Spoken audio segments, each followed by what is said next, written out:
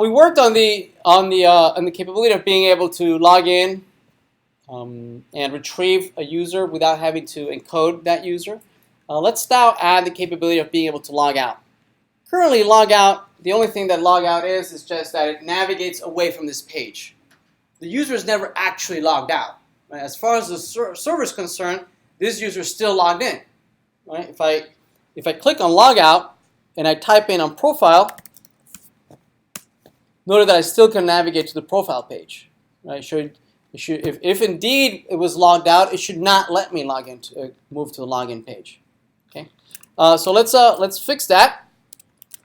What we're going to do is that in the login controller, in the login page, right? What we're going to do is that instead of the login view having this, I'm sorry, not there, in the profile. Sorry, in the profile view, instead of having that logout just navigating to login, instead we need to run some logic, right? So we're going to remove the href. And instead, we're going to add an ng click that's going to notify the server, the controller that we want to log out. Right? And that logout is going to go out to the server, and it's going to tell the server, hey, the current session user, just make them invalid. Right? So we'll do that in the controller, in the profile controller. We'll create an event handler for that. Model.logout is equal to logout. And we're going to implement it in a function down here. And what we're going to do is that we're going to use a user service to go out to the server. Right? This is going to come back from the server saying, "Yep, they have successfully been logged out." Right? And after that, we're going to navigate where our destination should be. We're just going to go to location.url. We can either go to login or the index page or whatever. So let's go back to login. Okay? All right, so let's implement this on the client side. Service. So that's on the user service client. Let's add logout and logout. That's going to be very, very similar to the login function logout. The URL, instead of being login, is going to be logout. And it's going to be a post, just like earlier. Right? We don't have any credentials. We're just going to post to that logout. Right? And it's going to come back with some status information. So on the server side, we need to be able to receive that. Assignment, graduate, service, user service. Here in the login, let's copy that. We're not going to need. We don't need passport to intercept it. We don't need passport to handle it. Instead, we need to notify passport that, hey, you know that user you currently have logged in. Well, I want you to forget about that. Right? This person is no longer it's person non grata. So we'll say function log out. We get request response, and just like this is authenticated function is a syntactic sugar function that wraps some logic around checking to see if somebody's logged in. Well, Angular also provides another function, logout. Okay, this invalidates the current session, removes the current user from that session, right, and invalidates the cookie as well. Right, makes that cookie invalid. Right, so that even if the client has that cookie, it is no longer valid.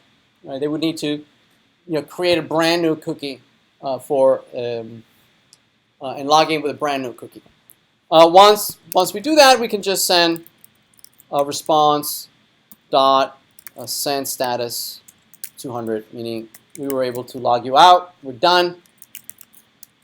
So if we go back and now we refresh. It still allowed us to go into the profile page. It shouldn't have let us go into the profile page. All right, we need to fix that. So let's see. If we log in and we say Po, and we log in, there's Po.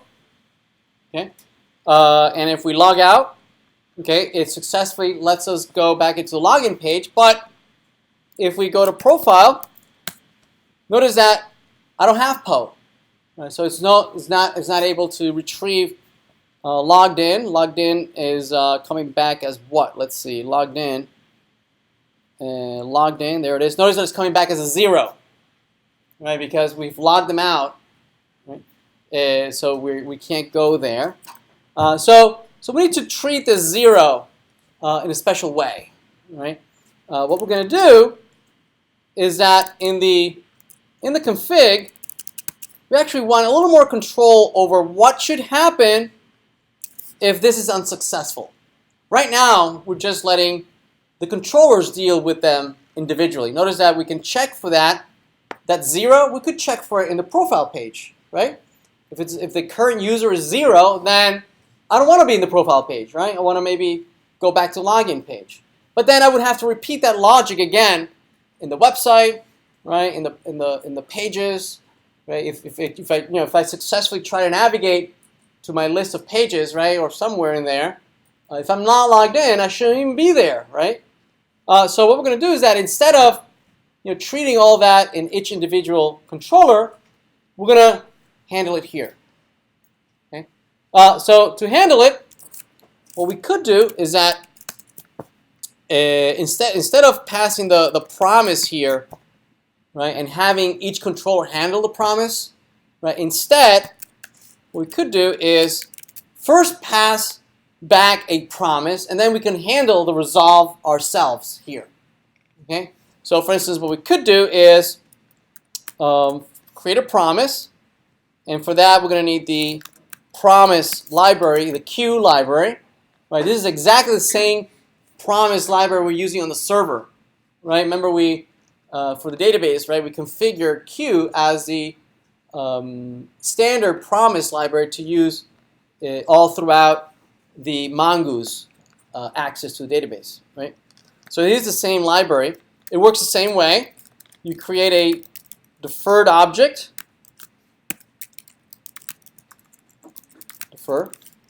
and you immediately return it. Return deferred promise. You return the promise. Meaning, whoever is looking at this has a then, right, that's going to be waiting for this to come back. Right? And what we're going to do is that we're going to handle this promise ourselves. Right? And handle the result from this, which could be successful or not. So here's the function user. And now this user is either 0, right, or something else, an actual object. Right? If it's 0, right, we're going to reject and say no, this user is no good, and so that's going to stop us from navigating to the controller, and we're actually going to and not bind the current user to the current user object, right? But we're going to also handle the navigation right here. Right? If you're not logged in, I'm going to kick you out to a login page from wherever you are, right? If it's protected with a check logged in, okay? If it's protected with a check logged in, if you're not logged in, I'm going to kick you out to a login page. Okay? It doesn't matter where you're trying to go. Okay? Again, if it's protected, right? It's protected using with the resolve, right? So let's do that. So we're going to do. So if the user comes back as a 0. Right? We're going to, in the deferred, we're going to reject. We're going to reject the user, or otherwise we're going to deferred resolve and pass you with the user. Right? So this part is going to work exactly the same way it was working before, right? Whoever was waiting for the current user, they're going to get the current user, which is the profile controller, the website controller, all those controllers, right? They're still going to get their current user, right? This part, right? Nobody's going to get the current user, but in addition, right, we're going to explicitly navigate you to a login page, right? So this is a centralized little handler, right, that can be used across all the pages that are protected. Okay? If I get a 0, it's not logged in, I'm going to kick you out to a login page. Right? So now notice that I tried to go to the profile page, profile, and since there's no one currently logged in, notice that it's kicking me out to a login page. It's not allowing me to go to a profile page unless I successfully log in. If I log in, right, I can go back anywhere, right? I can always type profile.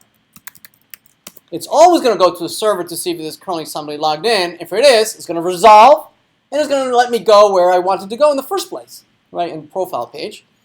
But if I log out, right, and I try to go back to the profile page, right, notice that it just kicks me back into a login page. So this is a nice way where we can centralize all the protection in one single place, right? As opposed to spreading it out to several controllers, right? And just making it much harder to maintain.